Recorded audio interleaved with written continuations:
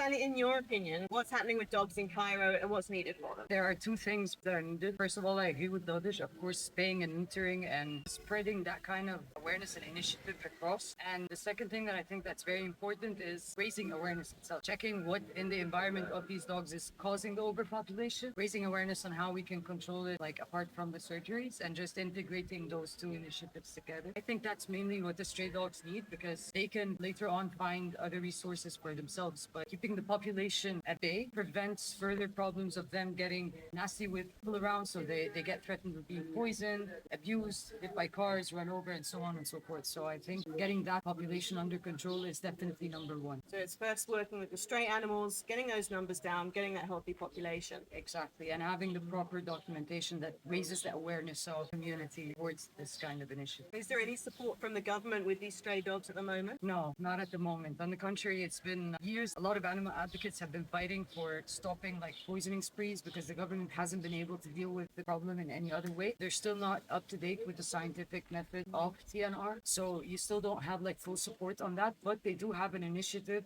that by 2030 they should have a rabies-free Egypt. And some different districts around the country are starting to consider cooperating with the civil efforts and organizations to neuter in their own like districts. So it's starting, but you still don't have like support from the government, whether resources, financial or otherwise.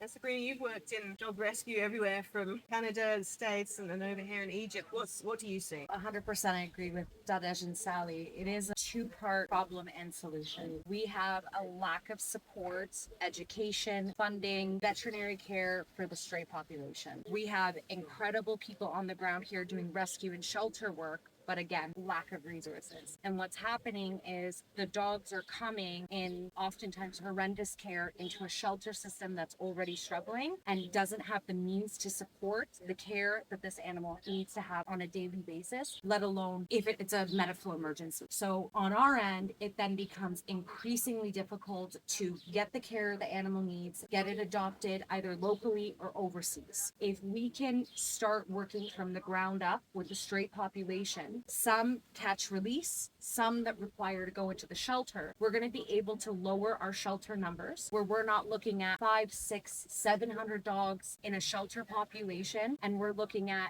maybe cutting that down in half. If that's possible, we can focus on a higher quality One Healthcare system for the dogs in the shelters and help the stray population at the same time. So it's a really holistic approach. I think a lot of people are trying to do shelter, and a lot of people are trying to do street, and a lot of people are trying to do rescue, but it seems bringing it all together is the biggest challenge, right? Yeah, we have to. And I think that's where collaboration is so important because one organization can't do it themselves. We don't have the manpower, we don't have the support, we don't have the finances to do it. Everybody works really hard, but alone you are one drop in the ocean. When you're able to have collaboration on a larger front between, us sitting here today, we can pool resources, pool knowledge, pool experience, and just merge everything together so that way we're making sustainable long-term change on the streets. And nothing is overnight. It will take time. You can't fix anything in a day or in a year, but we can start seeing lasting impact the longer that you're here in Cairo. We're here. You're doing the work on the ground. You're helping the population in the shelters and really implement a holistic One Health approach here in Cairo.